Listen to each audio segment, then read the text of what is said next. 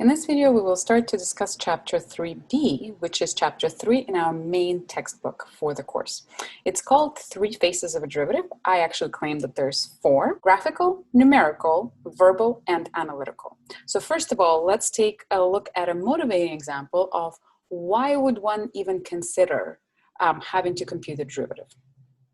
So here are some of the graphs that describe home sale prices, household income, and home ownership rate in the United States of America between 1985 and 2015.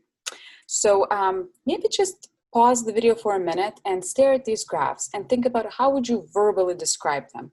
What is similar about these graphs? What is different about these graphs? How would you describe the trends in these graphs? Could you say that they're all increasing? Are they increasing at the same rate? Is one increasing faster than the other? Is it increasing throughout the 30-year period that we're considering?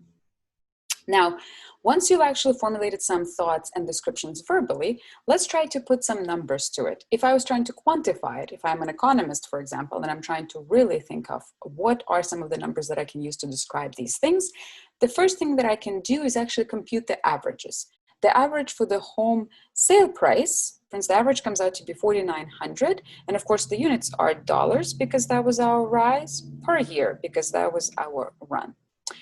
Now, this is what we can then tell our, let's say, customers about what were the trends in home sale prices over the last 30 years. The average suggests that they were increasing on average by $4,900 a year.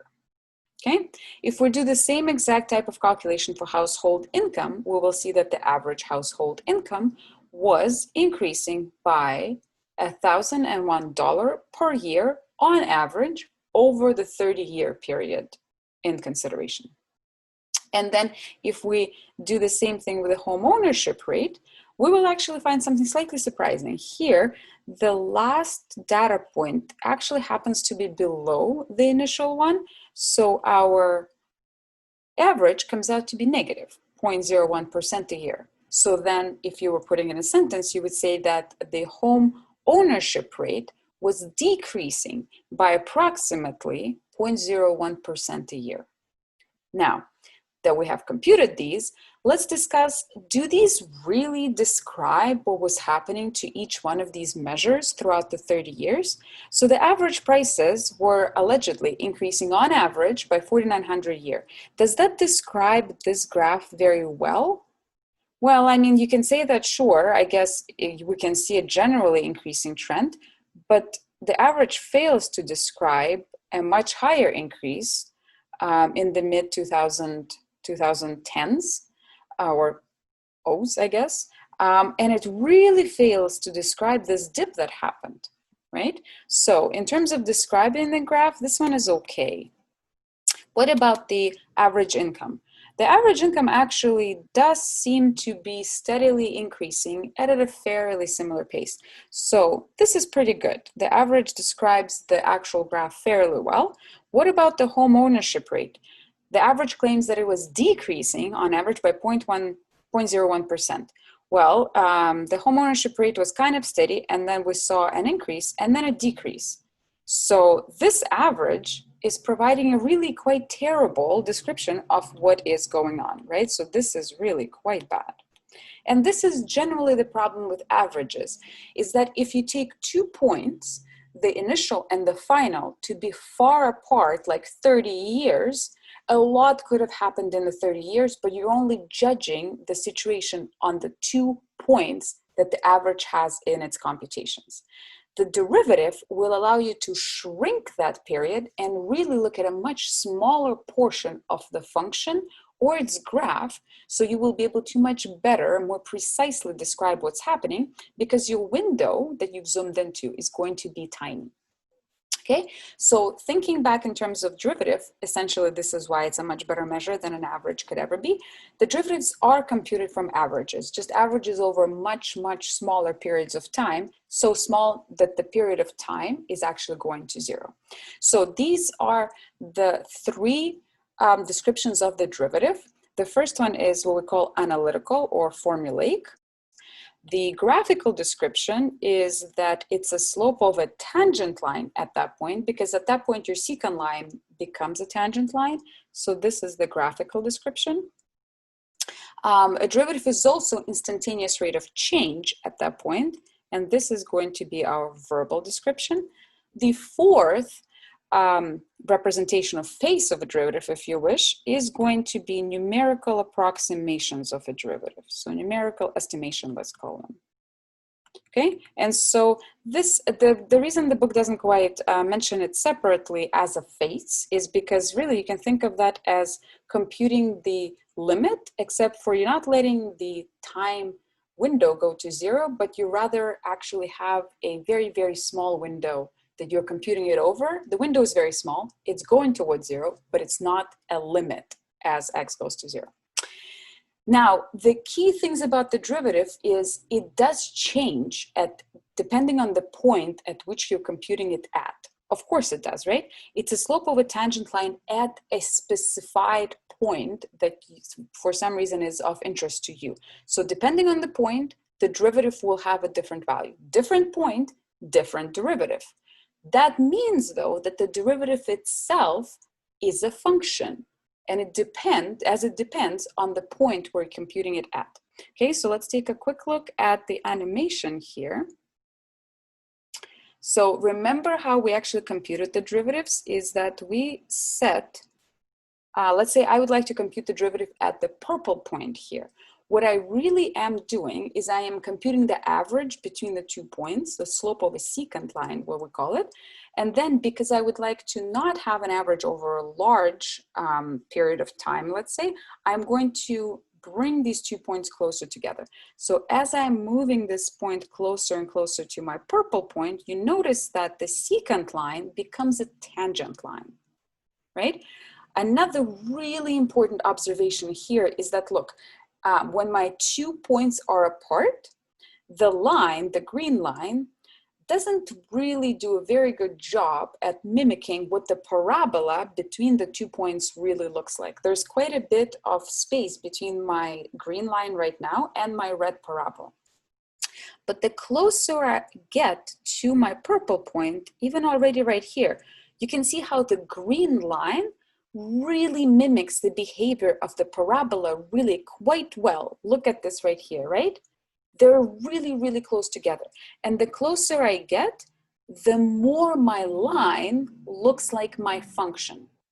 And this is key because this is another way to think about when is a function not differentiable.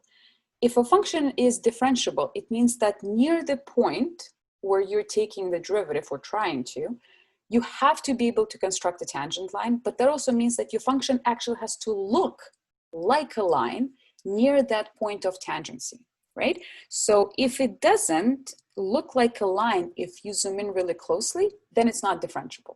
So let's recall that it wasn't, for example, differentiable at a corner. Sure, no matter how much I zoom in into the corner, a corner will never look like a straight line, right? Same with jumps and asymptotes and whatnot. So here's another really good example of that. This is a sine function, a very wavy function, but it doesn't actually take very long, very much zooming in to see that it becomes a pretty straight looking line, right? This means, at least visually, this gives us a really good sense of the fact that the sine function is differentiable. Okay, going back to this, the one thing that we're going to do next is, because the derivative can be approximated even purely from the graph at any given point as a slope of a tangent line, we're actually going to try to graph a derivative function given the original function. So this graph is the graph of my function f. What I would like to produce below it is the graph of its derivative. Okay, so the first thing to note, this is quite a sort of cognitively heavy process because what we're really trying to graph are slopes of a function, but on a different graph, right? So here I am actually graphing slope values, even is probably a better description of that. Slope values are what is being graphed on the bottom graph. Okay, so what one would do, and again, this is just a graphing exercise, so I'm not going to come up with an exact graph of a derivative, but I'm going to come up with a pretty good sketch of it. So what I'm going to think about is, if I were to construct a tangent line here, what would approximately the slope of it be? So for example, this tangent line that I just drew, let me just draw it again. So this tangent line, let's say at this point, what is the slope of this line approximately from this graph? Well, a slope of any line is rise over run. So all I have to do is think, okay, well, I'm just going to eyeball the rise over run of this particular line. And the rise here is 3 and the run is 1. So that means that at this x value right here, which corresponds to an x value here, my function has the slope of a tangent line equal to 3, which means that my derivative value is 3, right? So let's say my slope is 3, so my derivative, value at this x point is going to be 3. Okay? So I'm literally graphing a tangent line, estimating what the slope looks like, and then graphing that as the y coordinate of the point on my derivative graph. Okay, and we're just gonna do a bunch more tangent lines and take a look at what that might look like. Now, before I start just drawing 5 more tangent lines, let's maybe take a look at our function here and think of what are some of the points where tangent lines have an easy to compute slope. So to me, 2 points stand out. A point here, because the tangent line is horizontal, which means that the slope is 0. And another point with the same type of property here, where again, the tangent line is horizontal, which means that the slope of it is 0. So that means that on this x coordinate, my slope and therefore my derivative value is 0, which means that here is my point on the derivative graph. Similarly for here, that means that at this point, my derivative value is 0. Okay, what else can we do? So I would like to draw a couple more lines just to give me some idea of what the slopes look like, right? So let's say I would like to draw a tangent line here. So again, now that means that I will be drawing what the function's slope, a tangent line slope is at this value of x. Now I'm going to approximate the slope. So let's say rise over run. At this point looks like rise was 2 and run was about 2. So my derivative value at that point is 1. Okay? And again, let's draw a couple more just to give us some sense. It's not like I'm going to draw like a ton of tangent lines here. I can see that the tangent lines are going to be getting less and less steep as I move towards this point here. So that already means that I can probably connect this graph this way. As my tangent line slopes get more and more shallow, that means that my slopes are getting smaller and smaller in terms of y values on the derivative graph. Okay, let's draw another one, maybe let's say it's 0 here, right? So let's say my slopes look something like this. And again, just doing rise over run here, well, rise over run here, I can see that my rise is about 1 and my run is about 2, except for my rise is actually a drop, which means, and of course I can see that, right? The tangent line slope here is negative. So that means that at 0, my derivative value is about -0.5, right? So this is slope -0.5. Okay, and so on. So maybe take a minute and compute a couple of other points just to really get into the process of trying to draw a tangent line, estimate its slope from the graph, and then actually plot that point on the derivative graph. In the end, for our graph, we should get something that looks like this. Increasing function means slopes of tangent lines are positive, which meant that my derivative function lied above the x-axis. Okay, so this is actually a really interesting observation. If the original function is increasing, that means that the derivative has to lie above the x-axis because it has to be positive. For the second portion here, the graph itself was decreasing up until here, oops, which means, of course, that the derivative, being the slope of a tangent line, was negative, so my graph had to lie below the x-axis, the graph of the derivative. And then finally, the last one, same thing again, so this was increasing once again. I cannot spell, whoa, increasing. So for the graph itself, that meant that my tangent lines are of positive slope, which means that the derivative values have to lie above the x-axis. Now, we can summarize some of the key things that we're seeing on this, because this kind of analysis will be useful for a number of applications later on. Okay, so this is just a summary of important things to note, and this is a fairly comprehensive summary, I should say. These are essentially all the important things that you should note.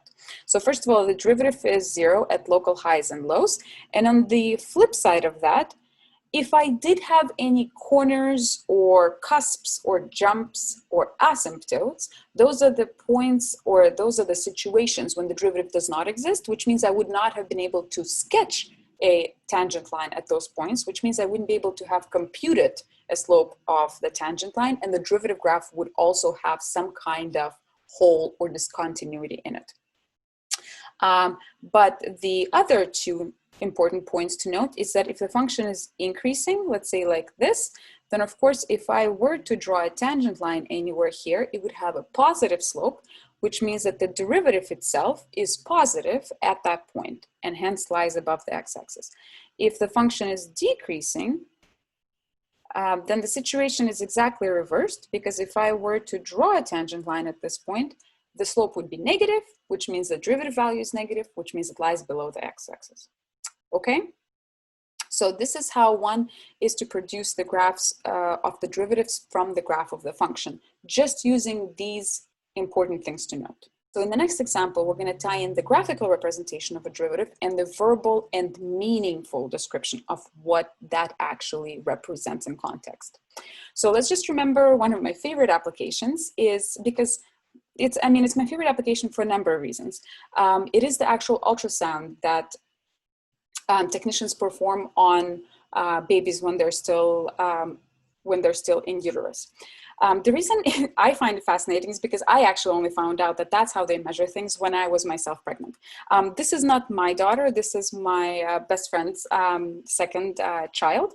And the reason I really like this ultrasound is because it shows exactly what is going on. So you have 2 points that the technician have picked to be points of importance, which is the top of his head and the tailbone, or some approximation of where both of those points are.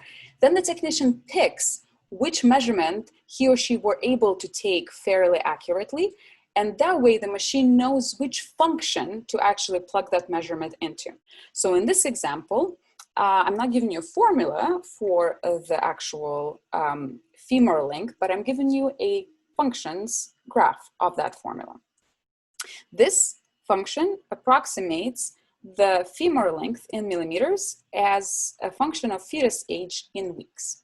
And we're asked to actually compute the same things, but at 2 different points in time, and then maybe talk about what trend do we see in the computations that we've performed.